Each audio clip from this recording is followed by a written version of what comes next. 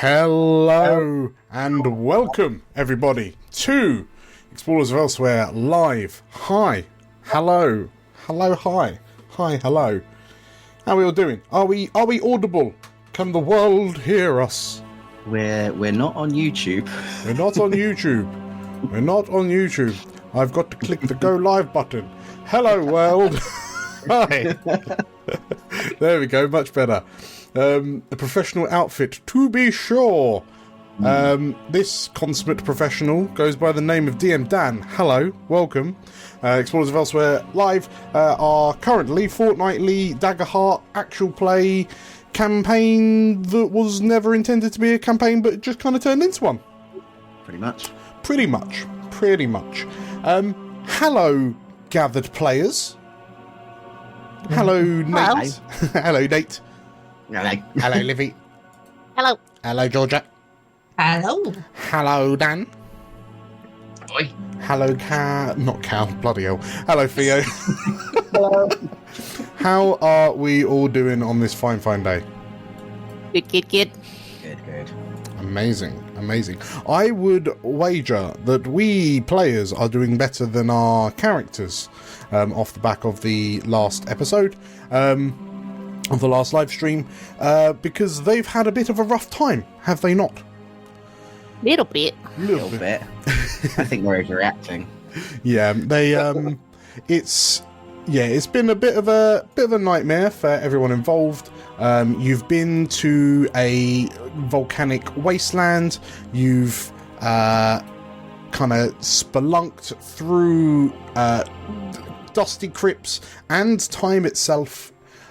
You've come a cropper of a big mean wizard who's stolen your doodads and left you stranded, and you've had a big old Barney with each other.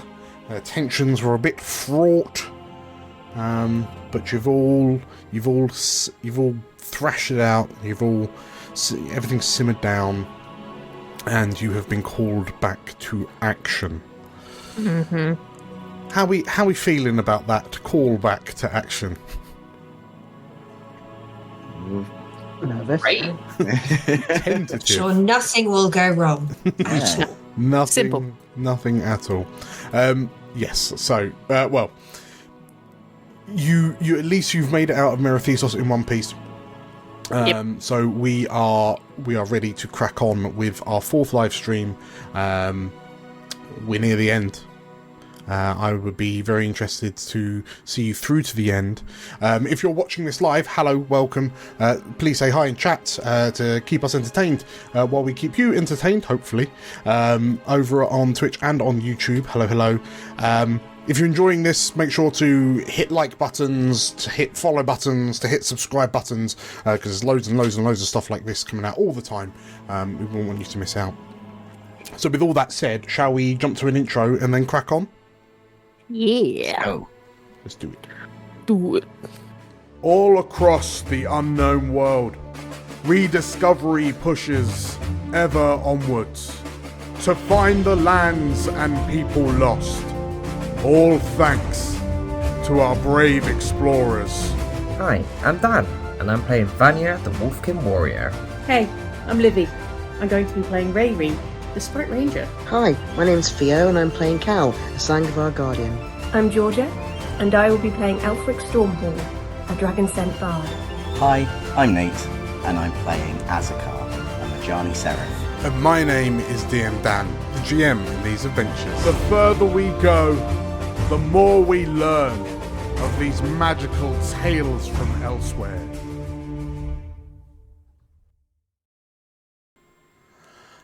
And so, we rejoin the five of you as you step through a silvery portal, a silvery rend in the fabric of reality that transports you from the volcanic blasted wastes of Merathesos to the carefully constructed and well-maintained streets of Aevermore.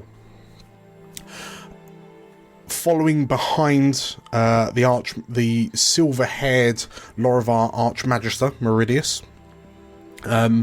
You feel the temperature of the air immediately change the moment you step through this magical barrier from one place to another.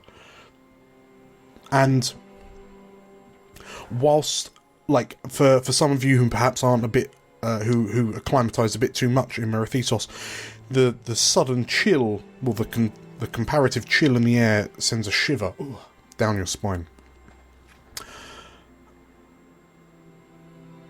But as you kind of as you get your bearings, as you take in your surroundings, you notice that the Archmagister hasn't kind of paused for ceremony, and is already kind of walking with purpose. And he turns to you over his shoulder and, "I need you to tell me everything that happened," he says, as he beckons you to follow him. Are we out in public? Currently, yes. So, you are in the Crown. You're looking around. You notice that you are in the Crown District. So in the north-east-ish corner of Aevermore, near where the kind of mages reside, near the concourse. Fundamentally, like where the start of all of your adventures begin. Actually, you know what? We'll retcon that. You emerge into what appears to be like a large circular tower. I say large. It's about 20 to 30 feet in diameter. And strangely, it looks as if you just have a clear line of sight across the rooftops of the city. But Azakar, as you sort of like step from one foot to another, you see the kind of the illusory shimmer, which is concealing the stonework of the sides of this tower, and you realise it's just an illusion to make it invisible, to give a better, more aesthetic panorama of the city. But yeah, as you glance down, you notice that you're in one of the sort of like, in inverted commas, private spires of the concourse in the Crown District. So yeah, you can see that there are people kind of buzzing to and fro. There's a relatively steady stream of citizens coming out of the concourse grounds, as you can see what appears to be the morning sun beginning to rise over the horizon. So you would imagine that these are like traders from the various established expedition towns coming into Aevermore to begin their day of trade. But yes, so Merry kind of steps away from the portal, and then, you know, with his hands clasped at the small of his back, he peers over his shoulder at you. Tell me everything that happened.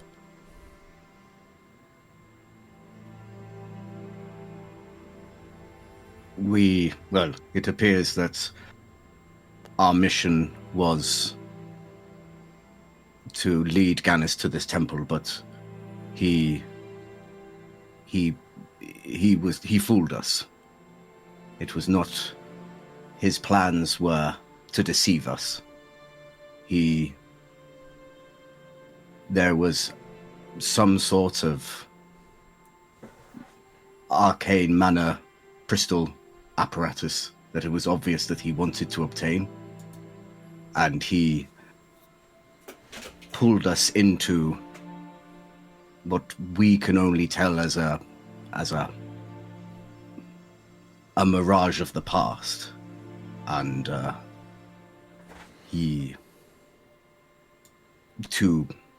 I'm guessing to power this crystal.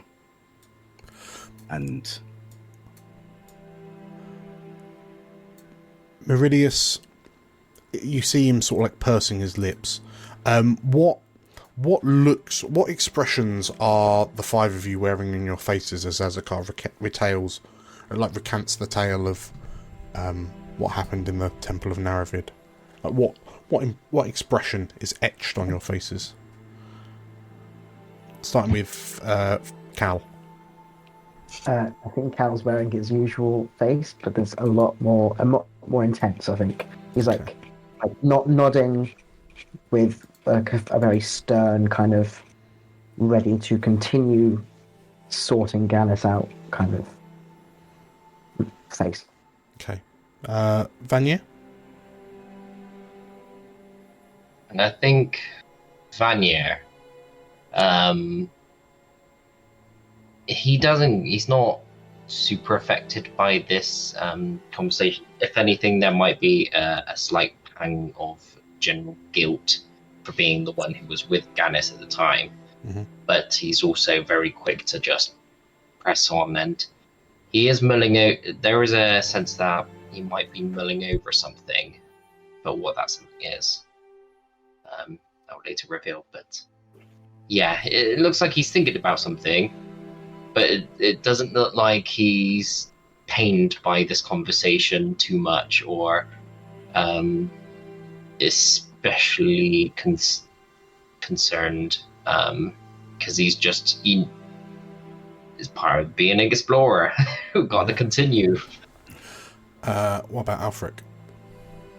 I think Alfric is kind of a mixture of shamefaced and that kind of expression a child gets when they've just been told off by someone, sort of like the beginnings of slight belligerence, but mostly he looks ashamed of how badly that went. Riri? Are we walking and talking? No.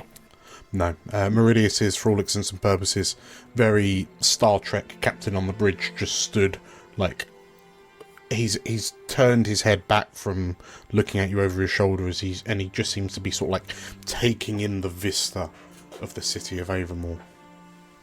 Okay.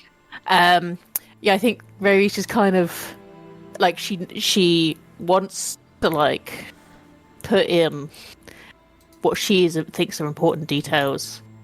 Like, it was hot, it was big, there was things. Vinny gave Azakar a ride, but every time she just sort of is looking at Azakar's face, and he's just so serious that she's like,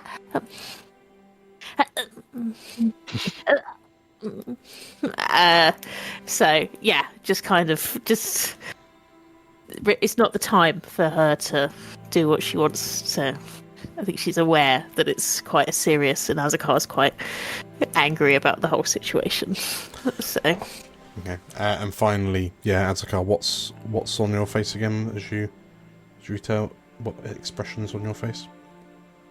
I think he's gone back into sort of a very composed state. It's almost more comfortable that he is now being given orders and being told what to do, rather than the very chaotic situation of what we've just been through. So I think he is now feeling almost like a comfort in the fact that he has been given an order to tell what's happened, and he's trying to recall it as best as he can. Okay, so in which case, like these expressions on your faces, as like Meridius turns his body to face you, he's still adopting this kind of very authoritative, personal position of power, posture of power. But you watch as his like silver eyes just kind of glance across each of your faces in turn, just for a split moment, and seeing some of the colours of guilt or kind of regret or shame or whatnot. He sort of like he closes his eyes, and there's a look of frustration on his own face. I implore you, please, to not take this turn of events to heart. You were not the only ones deceived by the actions of Archmage Gallus. Clearly, we have, he says, and you get the impression he means like the royal we underestimated him. This past, that you mentioned, you ventured through this mirage, he says, turning back to you, Azakar. What what was happening in it? Why all of this? There must be some rhyme or reason to the smoke and mirrors of dragging 5 explorers to the ends of elsewhere to this specific place. What happened there? What was the? It was Naravid, was it? The temple. Naravid, yeah. Temple to Naravid. The temple to Naravid. It was. We were taken back to. Obviously, a period where the divine soldiers came and took over the temple, took control of the Betrayer's actions. The mirage was of the war. Yes. From what I could tell from the brief time, maybe even very close to the eschaton. And you mentioned that you were tasked with empowering some sort of crystal that he then escaped with, he says, and he turns to you, Vanya. You say that this crystal was charged when he left. Yes, I think so. Don't really understand magic too much, but in this dreamscape,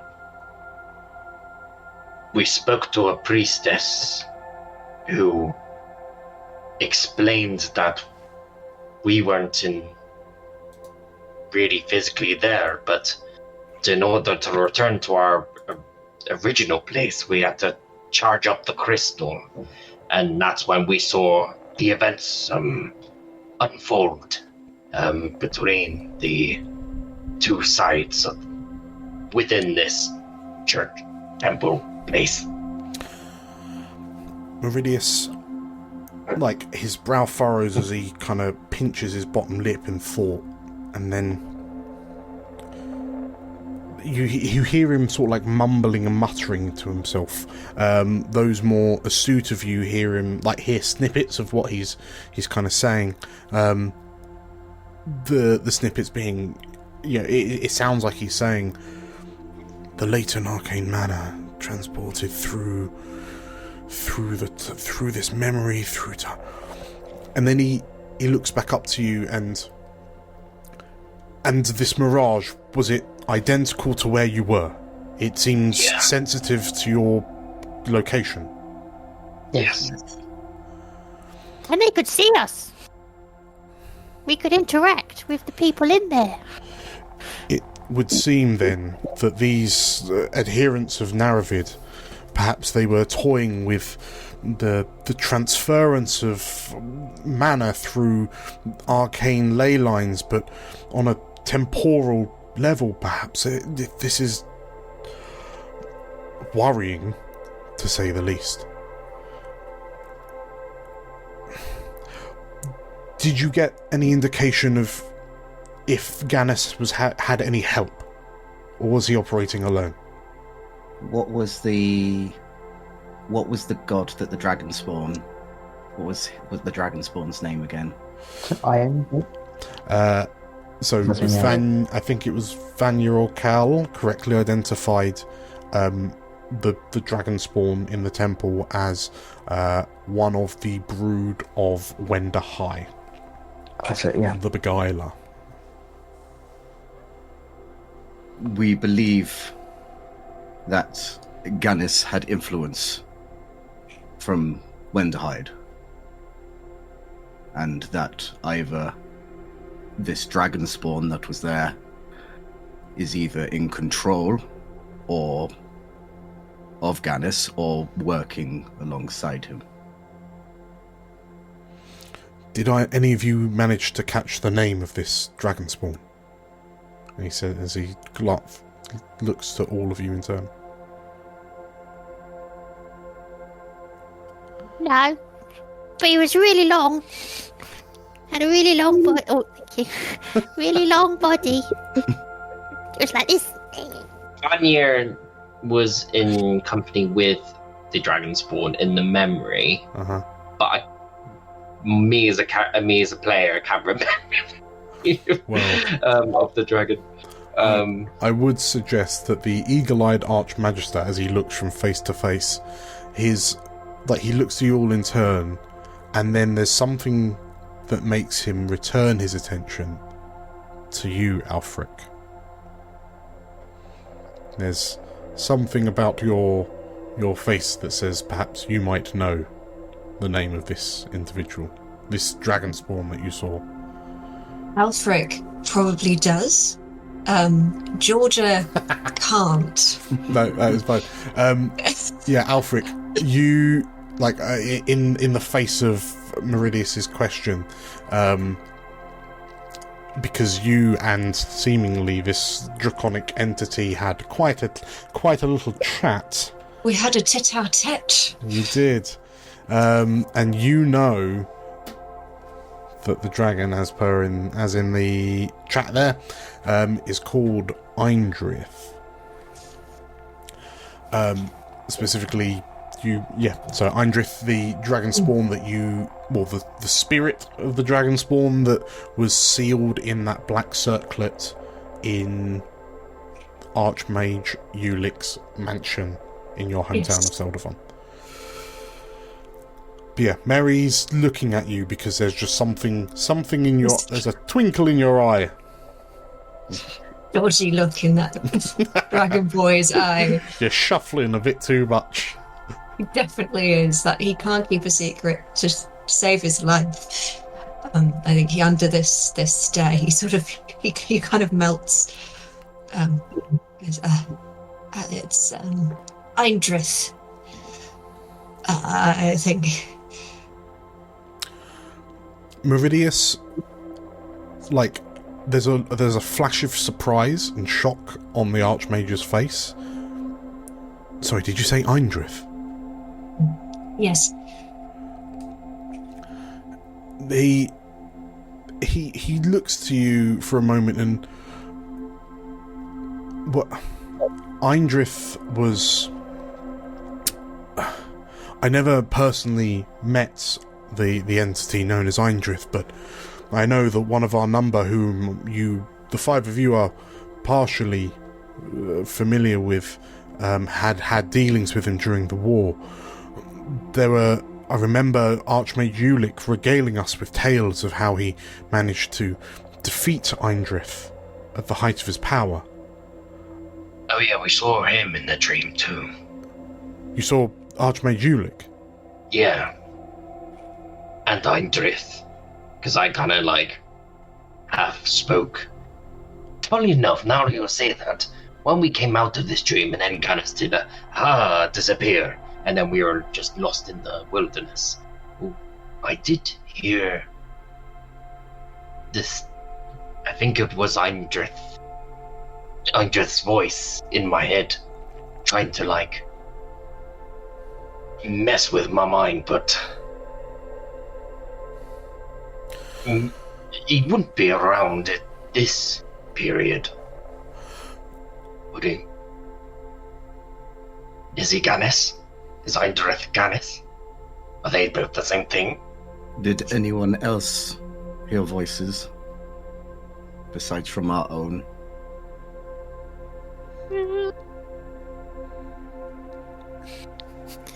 I heard something. A little voice. Thank goodness, I thought I was the only one. Azakar's gonna turn back to the Archmage and say,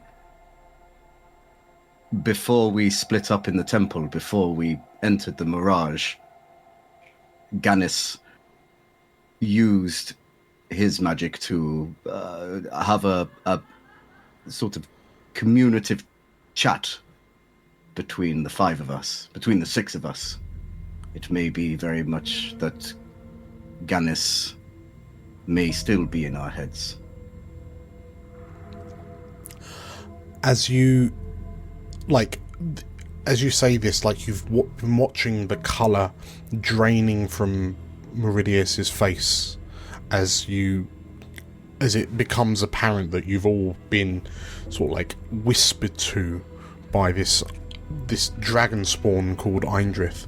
And then as you kind of mention, oh yeah, we did like a mind link, like Meridius looks at you wide-eyed, and then he reaches a hand out and a staff materializes from thin air and kind of lands in his palm, and he aims the crystal like end towards the five of you, and there's a flash of white light that like dazzles and blinds you, and like it feels like there are little sparks of lightning kind of rippling across your cheekbones and sort of like down across your down your neck and across your collarbones and into your body.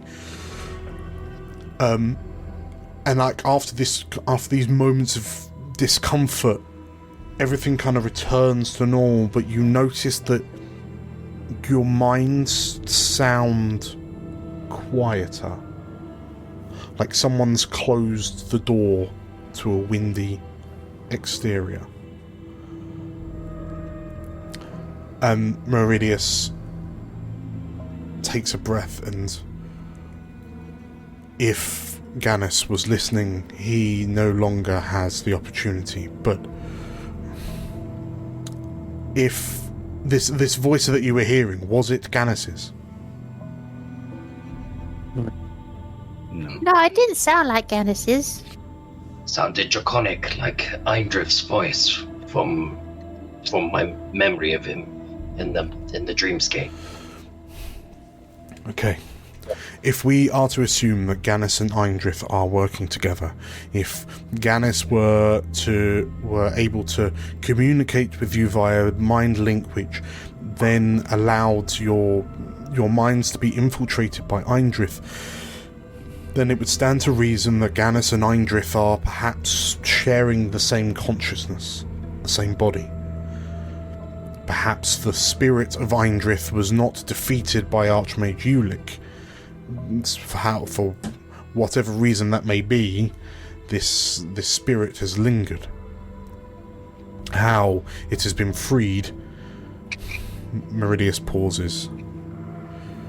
Perhaps with the death of Archmage Ulick not that many weeks ago, perhaps that has freed, broken the prison, broken the hold that was keeping Eindrith contained. Gannis and Eindrith now have a charged magical artifact. They seem to be... They drew you to a location with a prominent memory, one of a confrontation between Ulick and Eindrith. The question now is where we think they're going next.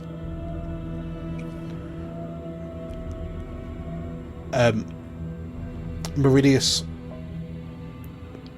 sort of like goes quiet, and he lifts his fingers to his forehead, closes his eyes, and those of you versed in like magecraft know that he's probably sending a psychic message of sorts, like a sending to someone else. And he there's a silence for a few seconds. Are you alright? Have you got a headache? And then he lifts a finger to shush you. And then his hand slowly lowers away from his face. And he looks, you notice, directly at Alfric. Gannis was seen heading into the concourse portal towards Seldavon. Seldavon was the location of the final confrontation between Archmage Ulick and the Dragonspawn. Whatever their plans are, I suspect it has something to do with that battle. We need to hurry, he says. And Meridius, begins walking back towards you before veering off to the sort of like rounded staircase that leads down from this observation platform. Alfric, what's going through your head knowing that this mage is heading to your hometown? I think sort of various very panicked swear words. I just go...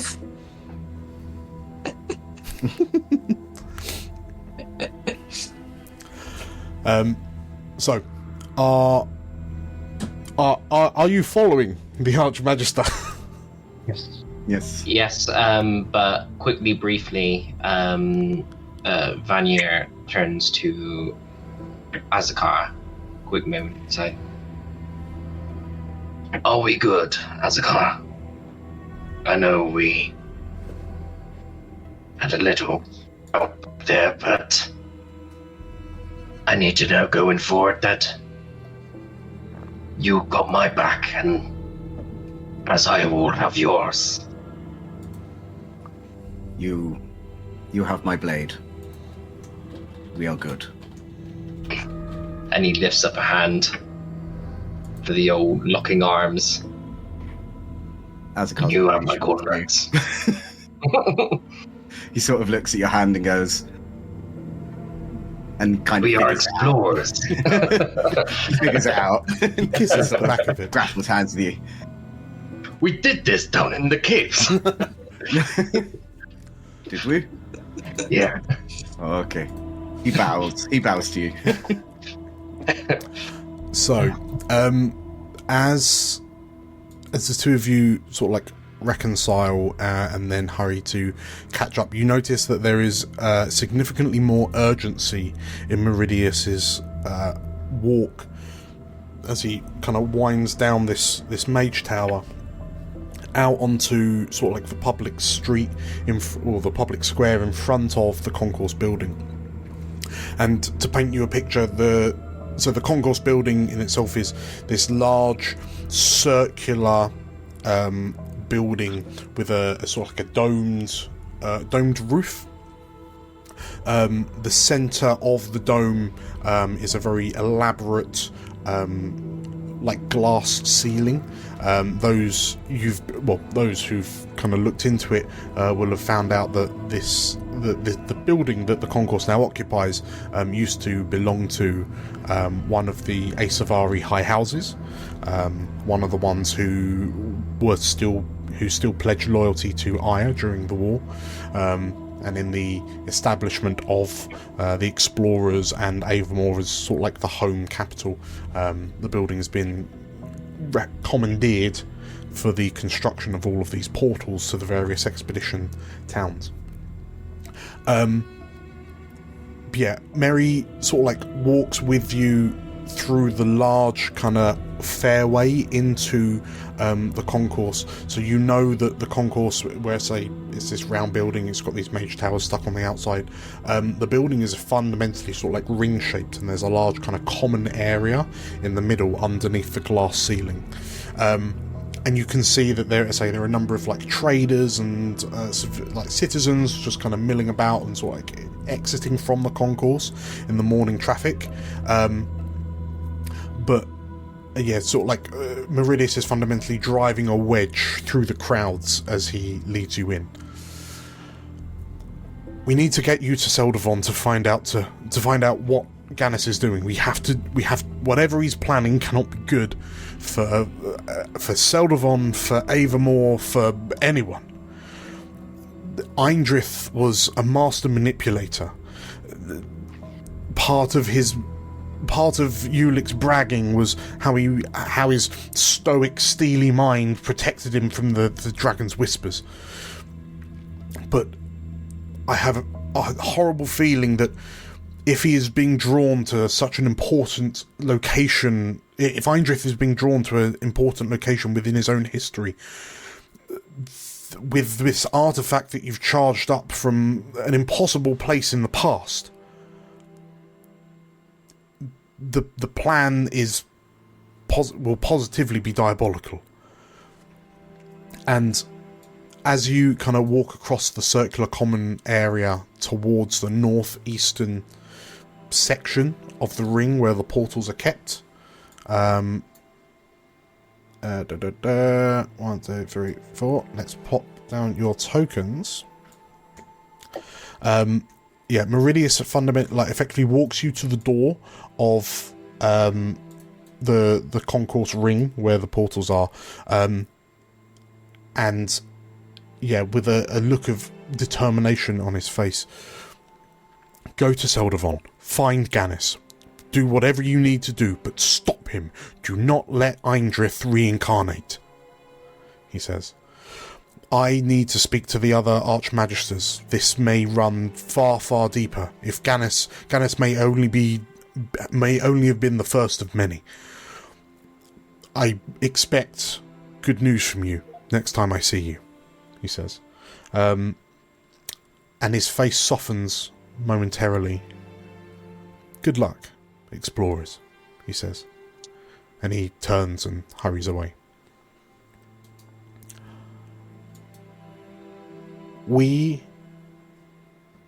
As you enter in to the concourse ring,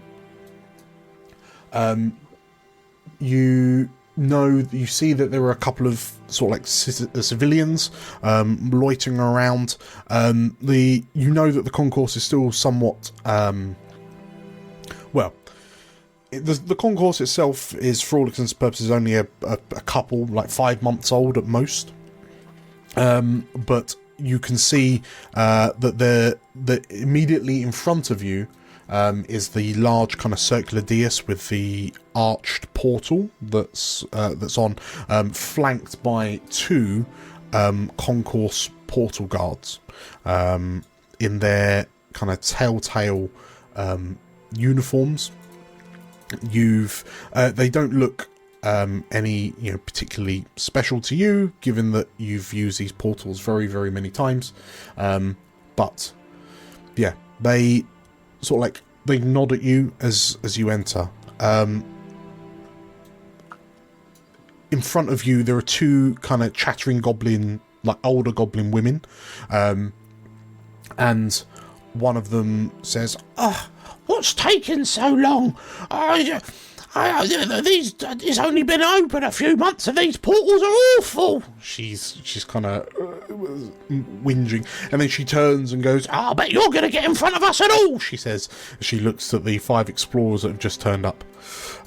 Yes, we are. And one of the portal guards, also a goblin woman, she sort of like steps over, seeing this sort of like discontent, and now dears, she says, she's kind of like waving these large kind of magical golden gauntlets.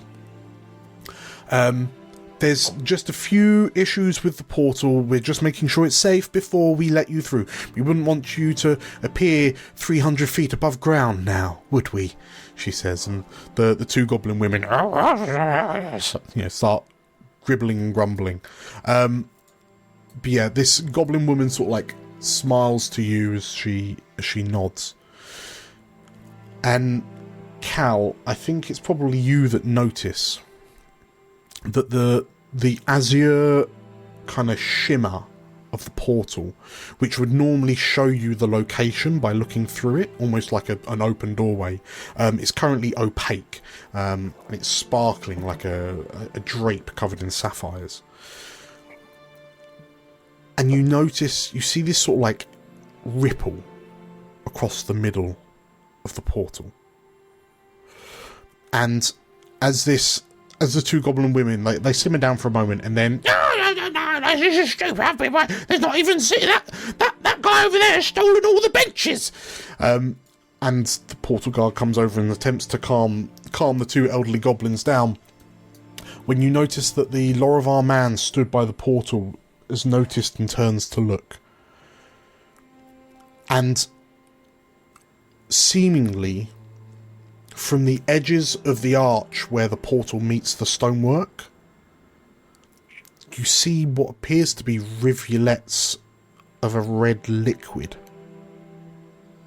seeping in and creeping towards the centre, almost like something's bleeding in. And as the portal guard looks at it, and what on elsewhere is that? He says. The portal snaps and turns a bright sanguine red. And the mage steps back a few steps, wondering what's happened. And you watch as the portal ripples and 5 individuals burst through its surface into the concourse waiting area. And the portal guard, like stunned as he is unable to do anything as a waved dagger arcs down and plunges into his collar, and he collapses to the ground.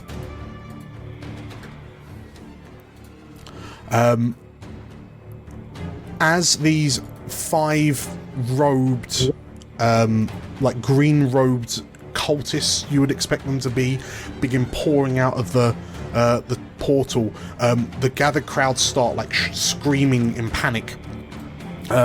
You can see the portal guards from the next portal over kind of looking over in confusion.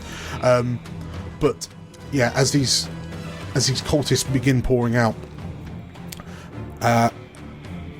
let's step into combat.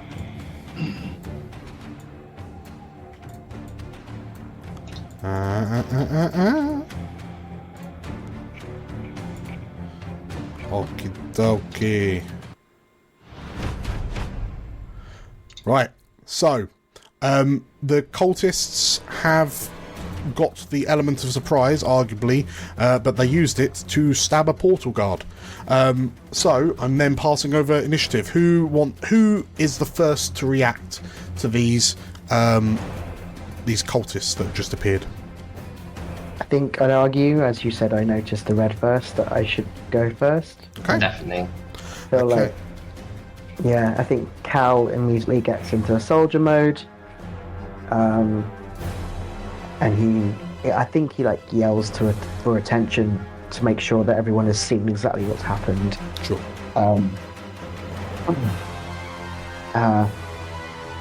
Everyone, get out! He like calls, and then he shoots forward, swords out, ready to take on these chaps. So he'll get as close as he can to them and sweep with both his sword and spell render. Okay. So you see this gathering of crazed-looking Lorivar and Aevermore that have poured out of the portal, and they're sort of like looking around, getting a bearing of their, getting a sense of their bearings. Yeah. Cool. So I get as close as I can. Oof.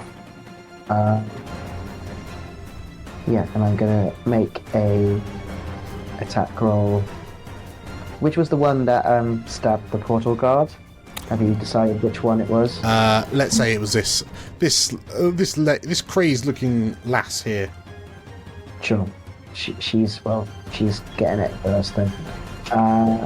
Cool. I roll for that. So that's my. And now it's going to be. So, and if you roll agility. Roll agility. To make your attack roll.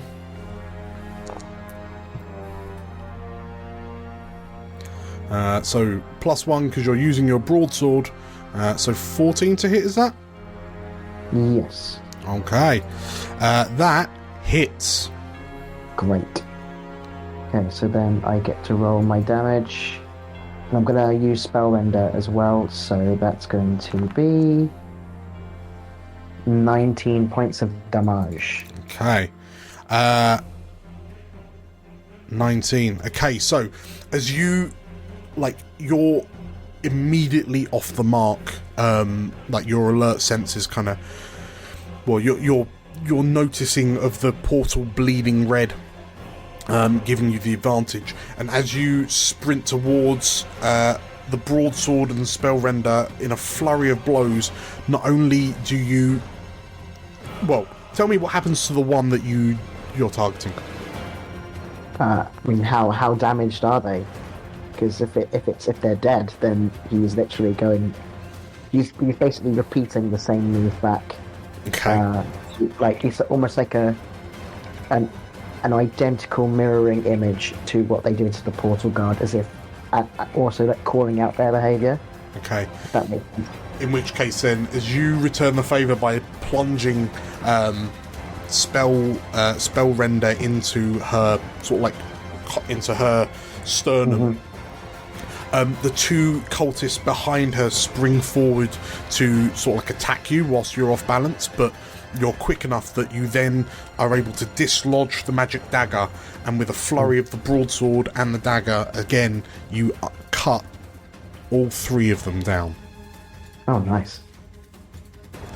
They are dead.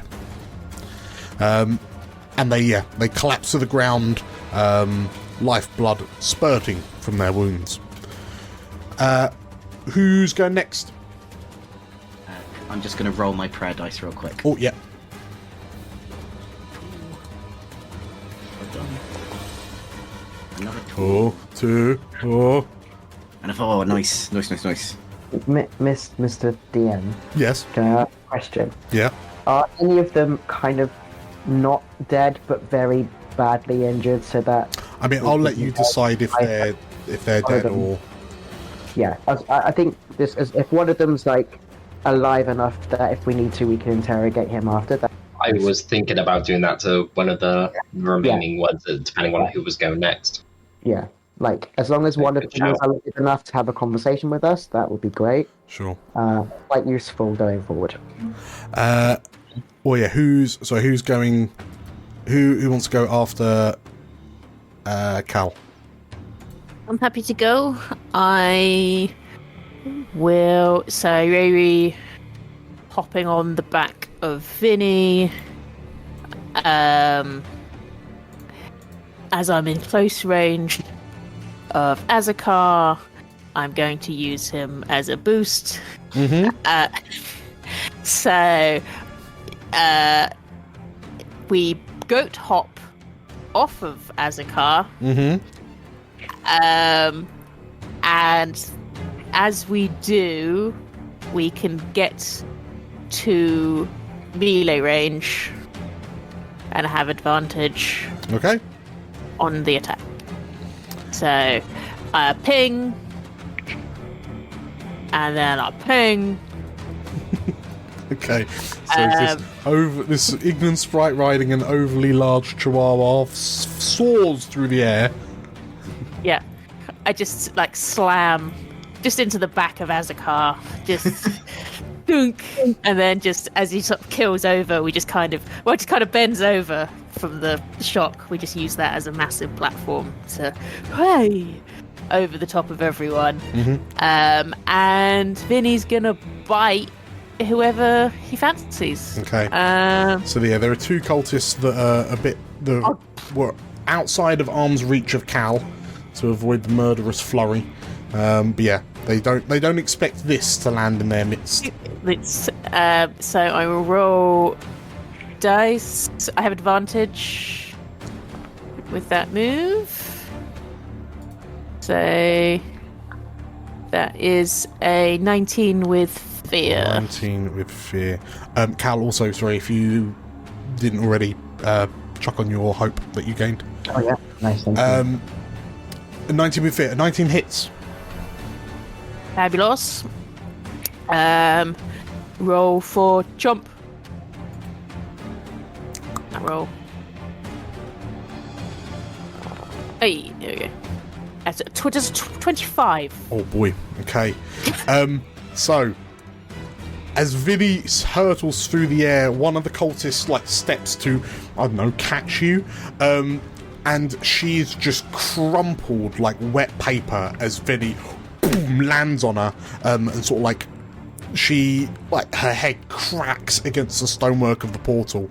The momentum is enough that you're able to fundamentally like springboard off Vinny's back into the final, the 5th cultist, and between for 25 damage, you shred the 2 of them as well.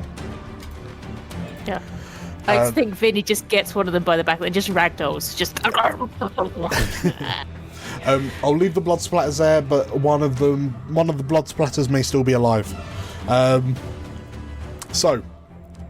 Ravi, you and Vinny have landed. The 5 kind of cultists are kind of dispatched with, and you notice that Cal is looking at the portal with a furrow on his brow because, as I say, normally you can see through a portal to what's on the other side, but now it just looks like this surface of rippling blood. And as you rolled fear, I'm going to step in and... Oh, be careful! Huh? Dead! All dead. well, I'm then going to peculiarly spend a fear, and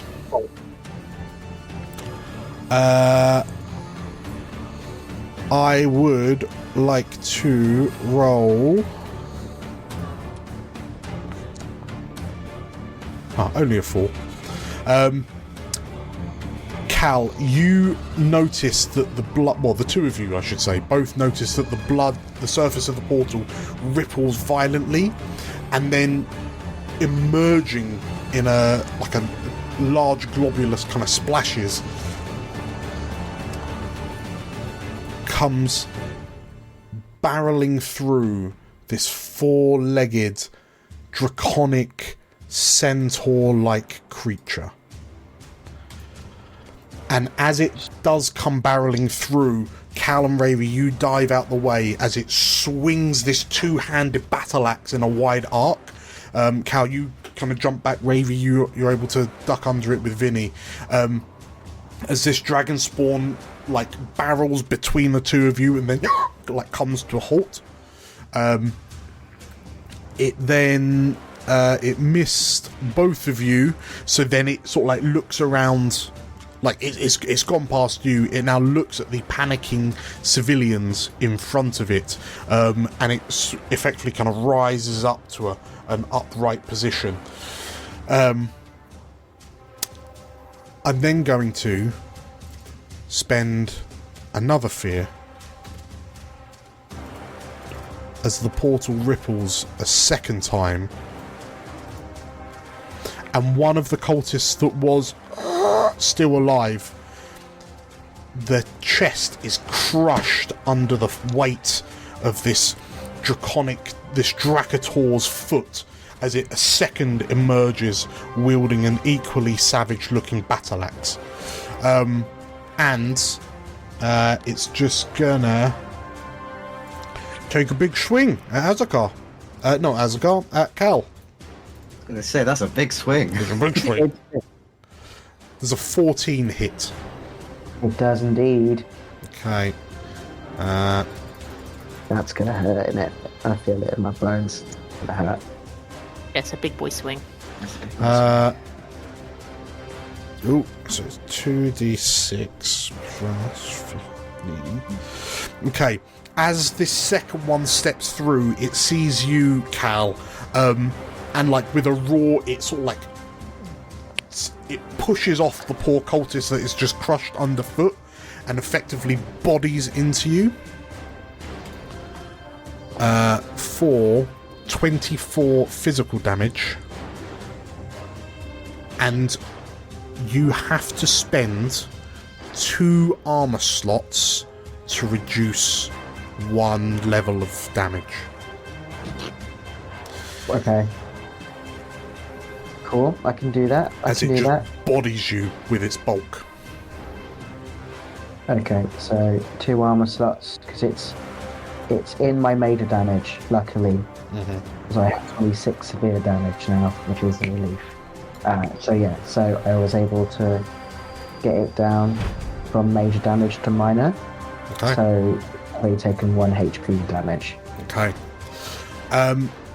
So as these 2 Drakators emerge, who wants to go next? Azakar's gonna, upon seeing these creatures appear through the portal, he is going to rush up as far as he can. And he is going to do Bolt Beacon at the one that's closest to him. Okay. So the one that's just charged Cal and Rayri, but sort of like both of them ducked out the way of. Yeah. Okay. Bolt me some beacons. Good one. It is with hope, however. Oh, lovely. A 5 with hope. I'm guessing that's not going to do anything. Let me check. Nah. So, in which case, yeah, as you rush forward and this bolt beacon arcs out, the Drakator sort of like turns its helmeted head to look at you, and like its lips, like the lips of the snout, sort of like pull back in this snarl, and it brings the battle axe up flat side forward and just kind of catches the bolt beacon, and you watch as the divine magic effectively absorbs into this red gem at the center of the battle axe that then moves to look at you like an eye. Don't like that. Brother, Okay, so Azakar, yeah, as this Drakator parries your bolt, who's going next? Oh no, I could go next. Me go next, because you do a you miss. don't have to. You don't have to, Dan. The crystal eye looks to you, and then the Drakator rears up, and he's going to body you as well. Why? He just wants a hug for 13 to hit. Yeah, that will hit. That will hit. For a grand total of 22 damage, and you must spend 2 armor slots to reduce the damage. Big old bums. Okay, I'll spend 2, and I will get that down to a minor damage. Okay. So yes, the Drakator, having just caught your bolt beacon, then sort of like rears up on its rear legs. So its hands go to the end of the battle axe, and there's this large swing that you're able to jump out the way, but it does kind of nick you as you dodge out the way. That was his turn. Alfric or Vanya up next.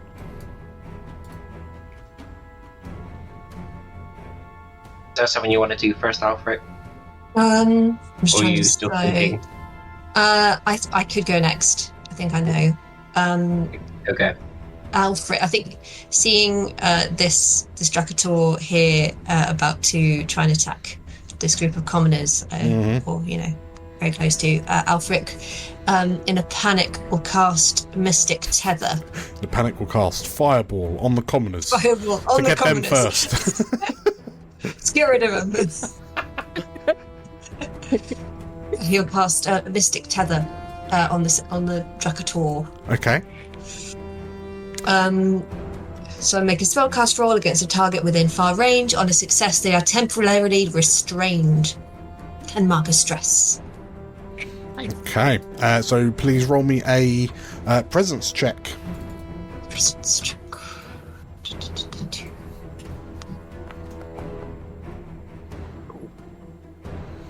It's a 9, but I rolled with hope. At least you rolled with hope.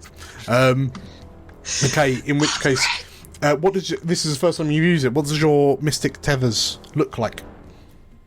I assume it gets out as violin strings a couple of like very tight notes, and it's like the extensions of the violin strings shoot out like a blue light towards the creature. Amazing. In which case, as these strings kind of arc out, and like the Drakator's in profile as it's kind of wailing on Azakar, and the strings begin to wrap around the the torso between the four legs, sorry. But then the Drakator turns to look at you, and then you watch as he, like with this large scaly hand that looks significantly more brutish than your own hands, he almost kind of grabs these magical strings and pulls on them, and they snap with a boom, boom, boom. That terrible noise of when your violin string breaks. It just rips them from around his midriff, and they kind of disperse into mists of mana. Anything else, Azakar? Would you like to move? You mean Alfric? Alfric, sorry. Would you like to move, Alfric? I think seeing this another spell not work, Alfric, in kind of a desperation, he'll kind of hesitate, and then run sort of into the crowd of commoners and sort of try and in just sort of an attempt to like usher them towards the door, like sure. away. Sure. I thought you were just hiding yourself in amongst the commoners. Yeah, a load of meat shields. Just say, come on. Right, I will interject after Alfric. The Drakator up near between Cal and Rayri, that's going to have another turn, and this time, so he's sort of like bodied into Cal, and having just kind of knocked you back a little bit, the Drakator turns, because he can hear presumably Vinny going doing a chihuahua snarl. He's still got like a cultist body in his mouth. And there is a loud, high-pitched scraping as this battle axe carves a groove along the stonework floor as he brings it up in an uppercut type swing in your direction. That's a 13 to hit. Wait. It meets, because this I talked about earlier, I have to remember when I've got Vinny with me, yeah, it ups my invasion. So it's a 13. Yeah. Mine is a 13. Yours is a 13. So it meets it. Beats it. Okay. So Vinny tries his best to get the two of you out the way, but you will take 24 damage for your troubles. And once again, you would have to spend 2 armor slots to reduce it by 1 level. Okay, I will do 2 armor slots. And reduce it to major damage. I still mark 2 hit points. Okay. Yep. So yeah, this one's just sort of like belly barged into Cal, knocked Cal back a few steps, and then spun round and brought the axe up to you. He then turns, the Drakator turns to the second. Who amongst us do we reckon speaks Draconic? Frick. That being like the holy language. I feel like Alfric wouldn't. I'm thinking Azakar does. I think Azakar probably does. Yeah. Okay, well, at the very least... He gets by. Well, he can order a sandwich. Yeah. You're certainly able to acknowledge what's being said, as the Drakator by the portal that's just attacked Rayri bellows in Draconic, "Cull the Horde!" And the second that's fighting you, Azakar, like nods as it acknowledges the instruction to cull the Horde. That's my turn. Who's going next? Vanya, I assume. So, what Vanya will do is go up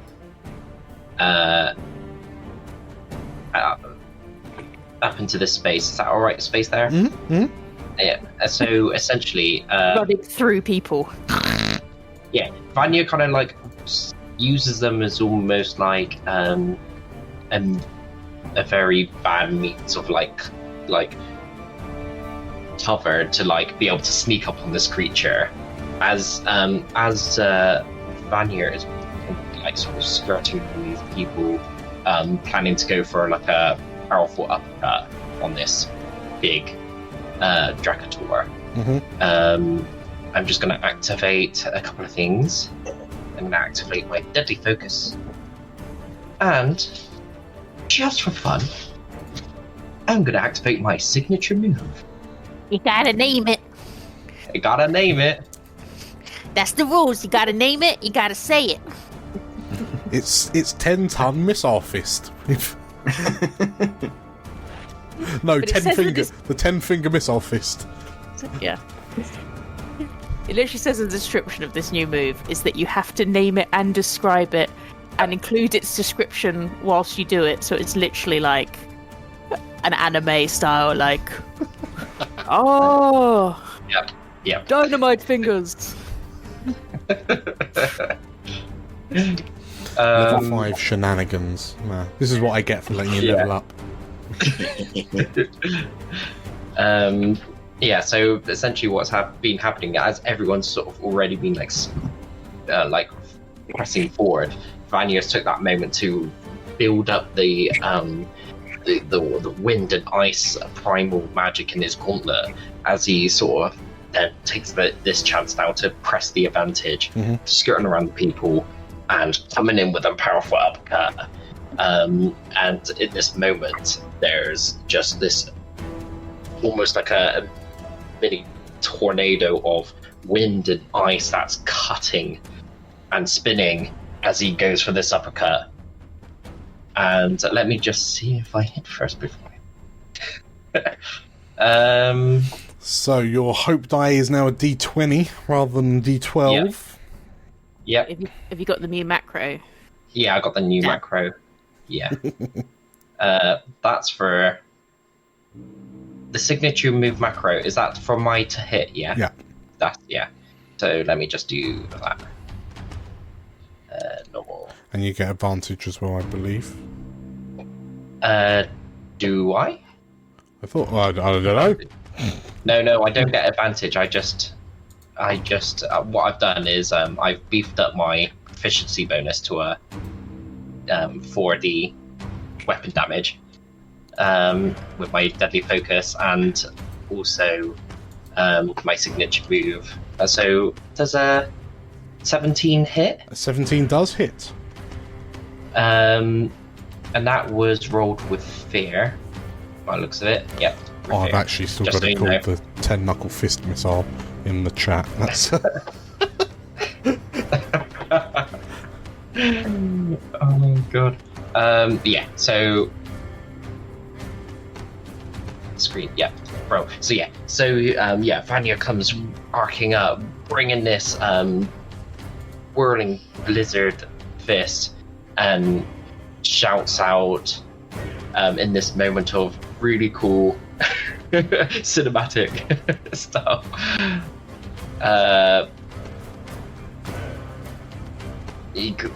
What was the name? Hold on. Yep. He's just like.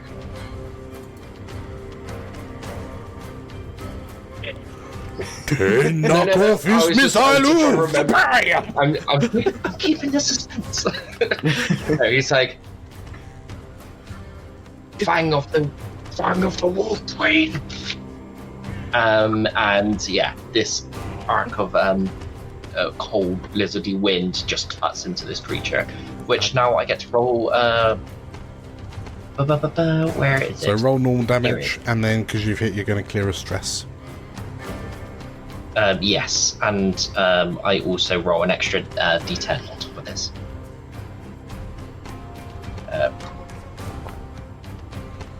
Let me just roll another D10. Hold on.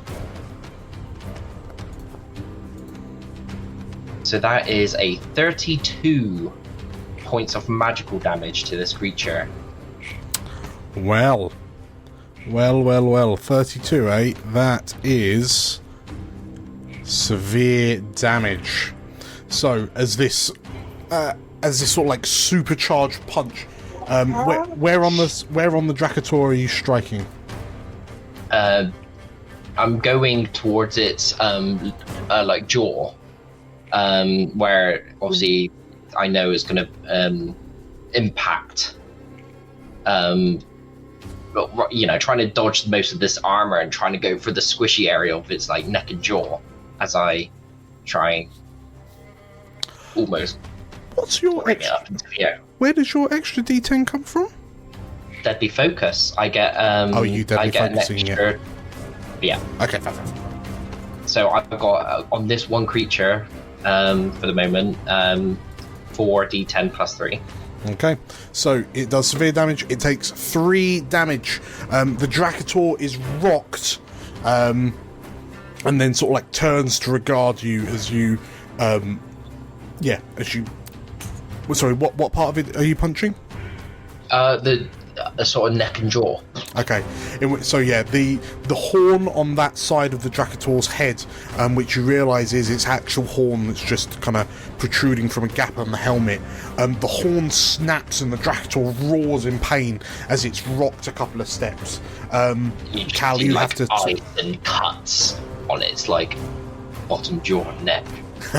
Okay, in which case, as it staggers away with the frost clinging to its bottom jaw, Cal, you have to kind of dodge out the way a little bit as it comes barreling towards you, and then it just sort of like turns to regard you with this snarl, as you can see sort of like blood trickling from where the horn meets the skin under the helmet.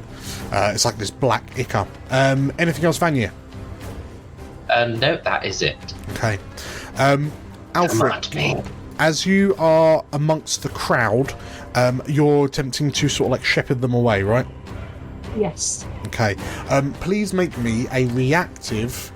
You tell me what ability you're using to try and convince these civilians to get to safety. I suppose it's a presence. Yeah. Presence roll. Okay. Just a normal. Yes, please. Yeah, make me a standard thingy roll. 22. It's reactive, so won't worry. That is absolutely fine.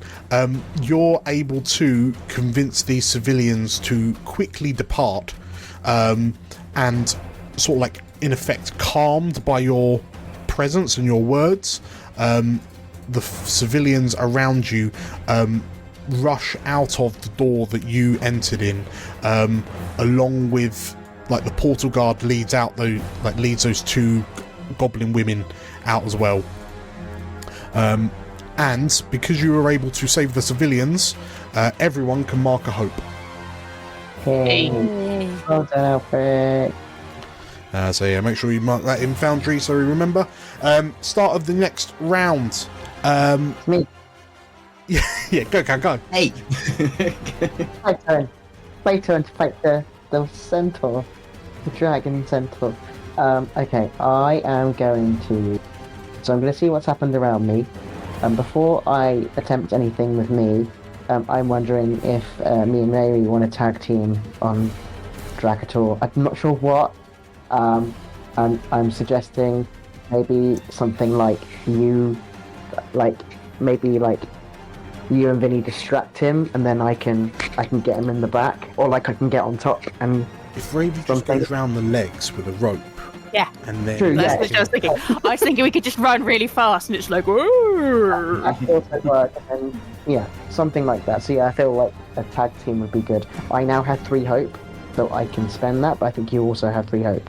Yeah. So I don't know. I also have 3 hope. So it's Cal's turn, so Ravi, if you want to spend your 3 hope now, you can join the tag team.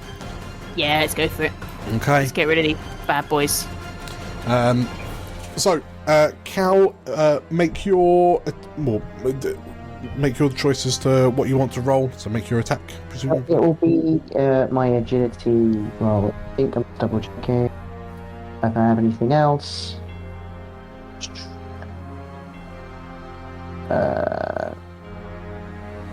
Cool. No, that's fine. I'm just going to keep this in mind in case if I make an agility roll, which I'm about to. You can mark a stress to re-roll your hope die, and then you take the result. So let's see how badly the hope die does. Yep. Okay, so let's go with the agility. Cool. So you've rolled a 5 on your hope die. Do I risk it? For a grand 'Cause it's- total of 16 with your broadsword. Yeah. Well, as a side, actually, Rayri, if you're tag teaming, We might as well. yeah, Yeah. so make your roll. Cool. And Okay. No better. Might as well take So yours. We know a 17 hits, but we don't know if a 16 does. Would you I like? would- Would you like a prayer dice to boost that up? Yes, please. For 17. There you go. Have a tour. Have a tour prayer dice. okay, Love you, Advocate. Thank you, Advocate. so that will take your 16 to an 18 with fear. But the two of you hit. Amazing. So let me take that fear. That lovely, lovely fear. Cool. And then I would like to deal damage by marking a stress to take the maximum value of my damage dice instead of rolling it, please. Okay. If that's helpful. Yeah. Yeah, so that will be, I'm going to use Spell Render and the Broadsword, which And is... then- Oh, no, actually, no, let's just do the Broadsword because that's +3, so that's 3d8 plus 3. Well, I mean, you might as well attack with spell render because it just gives you extra damage if you dual wield. Well, the Spell Render says it's 3d8 plus 2. And If then you attack with Broadsword- just spell render, but if spell you render. use the dual Yes, weight okay. wield, you just do more damage. Cool. Ignore me. Alright, so we're not rolling, we're just getting the... And Ravi, if you rolled your damage, Yep. we'll add that to whatever Theo rolls. Well, I'm not rolling up. Oh, So, whatever. Whatever made-up number Theo presents me. so yeah, so it's 3 times 8. So that's 24 plus 3. 27. is 27. 47. Whatever. 27. No, it's 27. 27 plus 20. Plus is my 40 20. 40 Yeah. damage, 47 damage. In a surprise to absolutely no one, that is lethal. That is severe damage. Beg your pardon. Boom! 3 points of damage to the Drakator as, Cal, as you go above and Rayri, you go beneath. This Drakator is just sandwiched between your flurry of cuts between the three of you. I guess. I think I'm actually standing on it. I'm standing on the Drakator's back now. Is this a Legend of Zelda back of a line or like just stabbing Yeah, in the head? Just rodeoing that boy. That's it. Amazing. Okay, so between the two of you, 47 damage. Wow, wee wow. Very good, Cal. Do you want to move, or are you happy staying in melee? I'd be on the back of this Dragator. Okay. Let's just... Tell you what, let's plonk you on the actual back of it. Who's going after Cal? It sounded like Azakar That wanted was to. fear, wasn't it? Oh, it was. Oh, in which case. Sorry.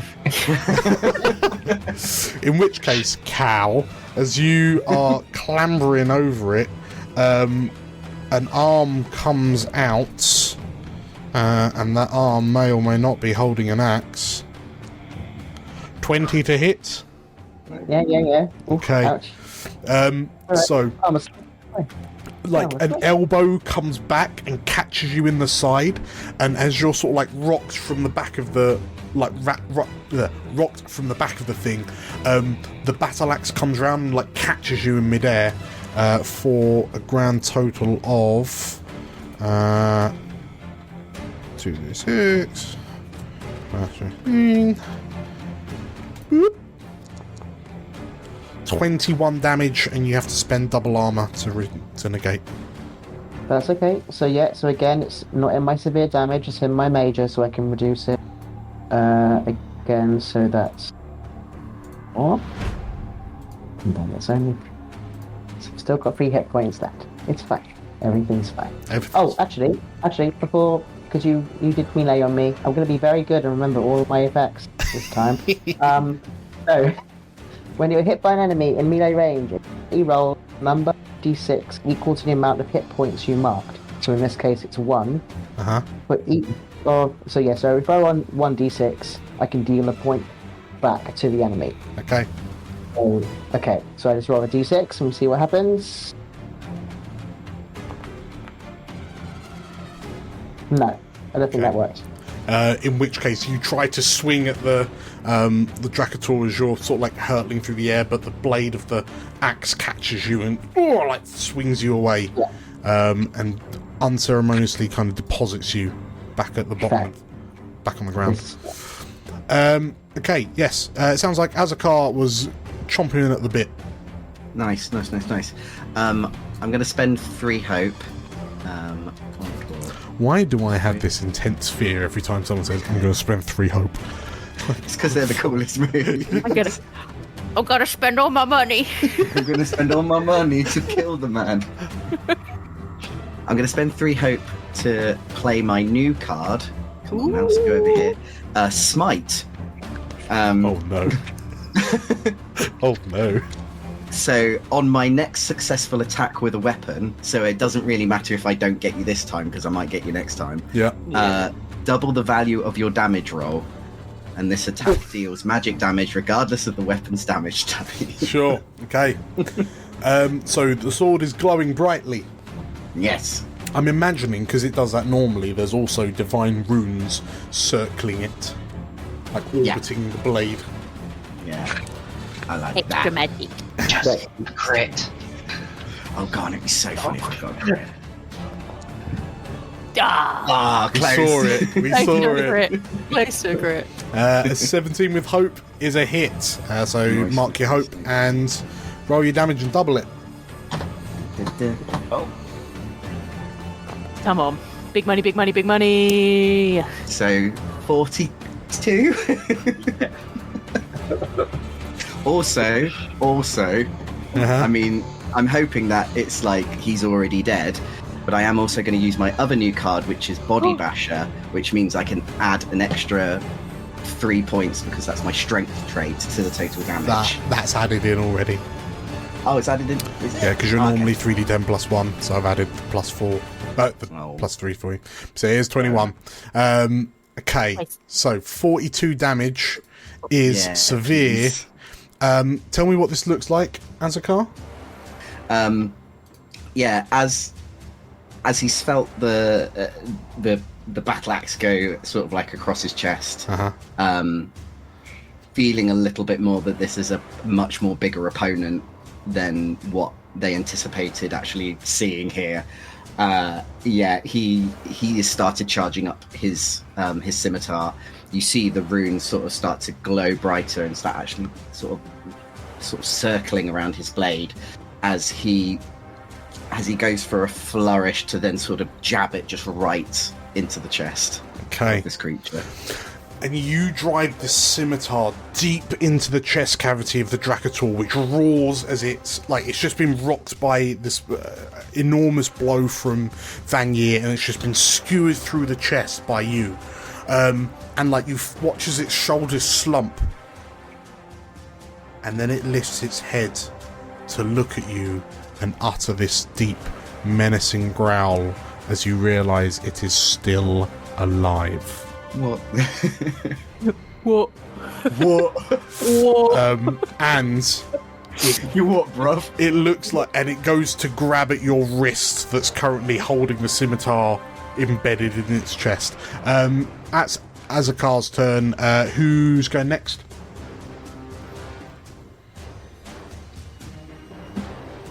Alfric, Vanya, or Rayri? I mean, I'm happy to do one last chomp on this almost. Or shall I go for shall I try and finish off the Drakator, the Saboteur. Yeah, okay. Rayri. Go, Rayri, go. After she's running around. She's a bit dizzy because Cal was just like run, and then she's just like running around in circles, and she's a bit like so as she kind of stops, and then just slams straight into Drakator number. The one grappling with the one that's currently holding. With one that's holding onto Azakar. She kind of sees it off as in the glimmer and just goes, all right. Because you've just watched as the battle axe arm has come up in a executioner's position. And we're just gonna go straight in for a jump and chomp. Okay. We're close enough so we can just get straight up to him. I'm gonna roll my dares. Come on. Oh, it's a crit! I did the wrong one! Fuck! Okay. It's max. Roll your dice and then add your max damage.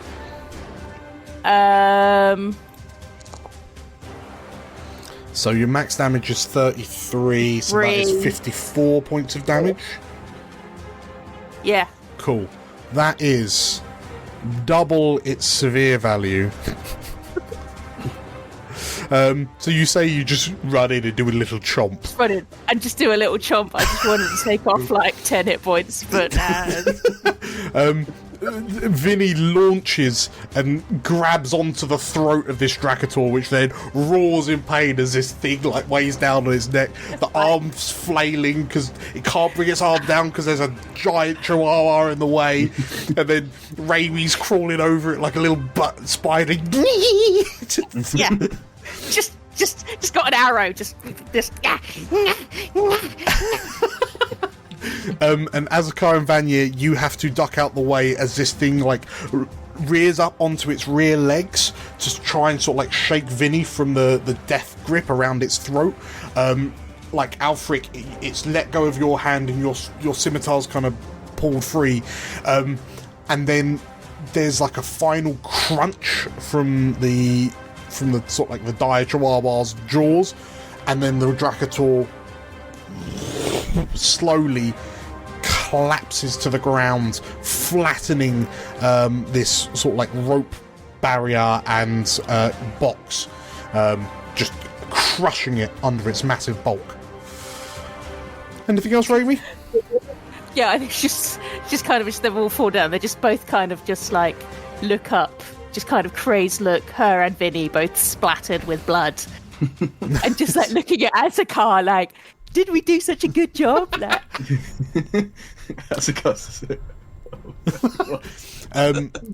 Theo, was there something you want? Was that the Drakator that said Cull the Horde, or is it the one that That's the Cull the Hoarder is your one, the one that's still alive. Cool. And then another thing, yes. Culling now. That was amazing. Just like shouts that over from where he is. just looking at Cal now. Yeah, because that means you now get 3 hope, and so do I, because I complimented you on something. Ray, remember that you also get 1 hope for rolling crit. Oh, yeah. Who's going after Ray? There's 1 Drakator left. Who's gonna top that? Nothing. I mean, that sounds like a challenge, Vanya. Hang on, Vanya. Vanya sees this display and is like, nice. And feeling inspired and almost like a thrill, like a surge of like blood boiling, blood pumping from the challenge. He is almost on all fours, just leaps towards the other one, like flying through the air, like. Gonna do the same thing as Vinny, just onto his neck. So yeah, I gotta. I don't, because I've lost now. That creature's dead. I've lost my focus on deadly focus. So I can't do that anymore. So yes. And that. So yeah, I'm. Do you know what?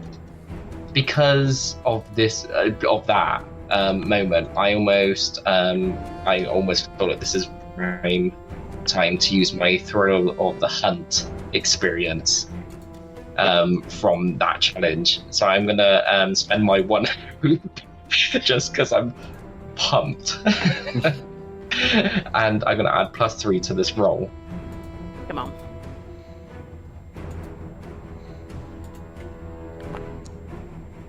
Nice. It's done with fear, but it's +3 on top of that. Wait. Hold on. No, +4, +3. So that's +7 on top. So 1, 2. So that's 25 to hit. That's a hit. In which case, I am going to roll damage. 25 points of damage as I leap onto this creature, and socket one. So 25 points. As you leap towards and sort of like, sucker punch this Drakator in the side of the helmet as it's tussling with Cal. That is major damage. So it loses 2 hit points. Again, it rocks from the blow and then sort of like turns to you as you leap towards it. And as you rolled with fear, it's going to immediately, like, it rocks and then sort of like leans forward and with an arc brings the battle axe down in a heavy swing so that's its turn. Swings at you for 19 to hit. Yep. For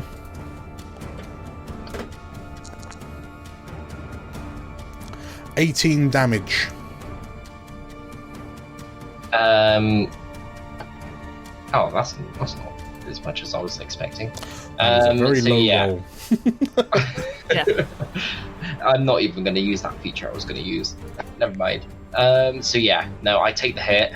And obviously is this one that I have to spend the armor slots to get or not? No, so if you want to spend armor, you have to spend double.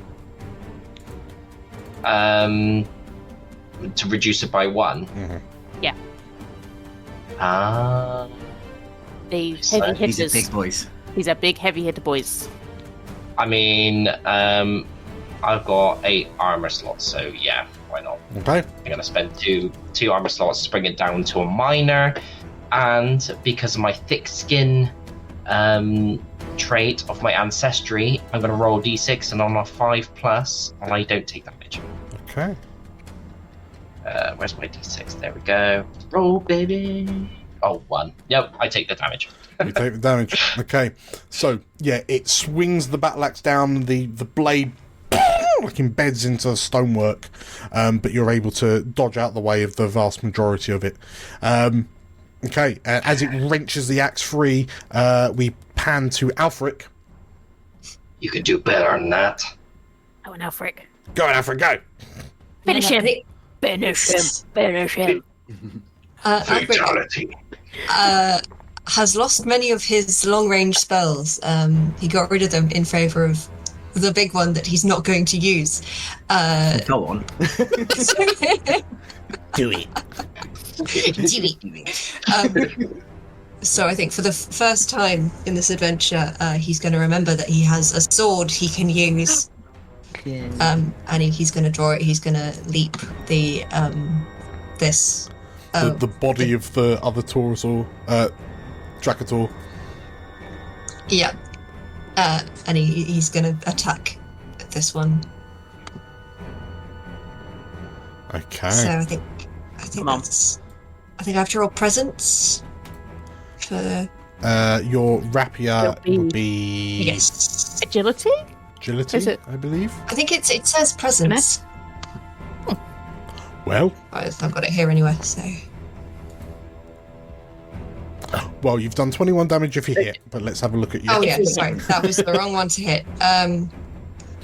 Sorry, that was me clicking randomly. There we go. Yes, it says I roll presence for my rapier. Amazing. Okay. Yeah. So good. 26 with hope, so I'll mark your hope, and you're up to 2 hope, and you did 21 damage. I've got a sneaking suspicion you did 21 damage. I might have done 21 damage. Premonition of the future. So, Alfric, talk me through how this happens. I think from behind you hear, as has become customary, a slightly panicked yell as Alfric leaps the barrier of the sort of the holding area. Sword drawn in a way that tells you he hasn't drawn it since he and Cal were learning when he first joined the gang.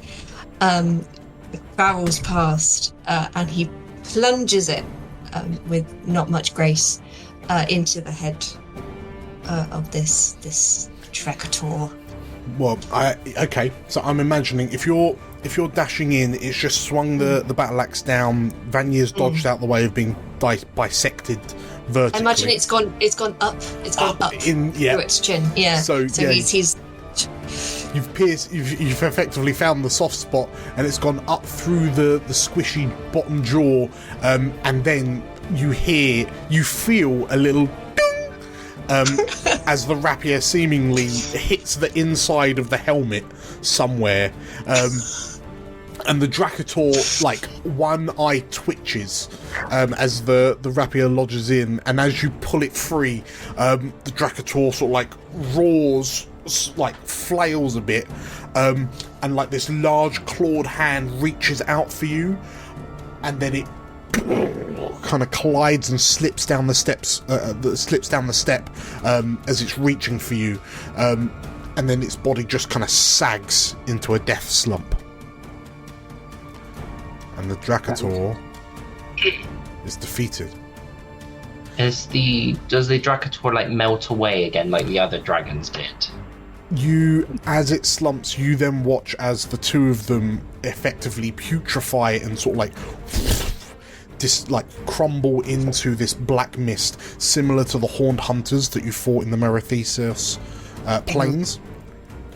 But as they do, you notice that the portal begins clearing, and it returns to its azure blue state. And then the opaque blue begins to, details begin to emerge, and it soon becomes this see-through clear portal to Alfric. You recognise it as the road into Seldavon, where the portal, at the point that the four of you arrived at some weeks ago. But the route to Seldavon is now open. Hey. I reckon we take a chance to have a quick break. Congratulations, everyone, on completing my portal room mystery. Was it a mystery? Or... Was it a mystery? So we kill these big things? I don't know. It's a mystery. As the route to Gannis and Eindrith and whatever machinations they have is laid bare to you, we will take a quick break. We will be, we'll be back in like 10 minutes, give or take, so just before 10 to 10. Where we'll steam through into the second half of this episode. If you are watching this and enjoying it, make sure to hit the like button, hit the follow us on Twitch, subscribe to us on YouTube. We've got loads of other TTRPG kind of live plays and actual plays all the time. So I don't want you to miss out. That would be a shame. I will see you all in a little bit. Ta. Bye. Bye.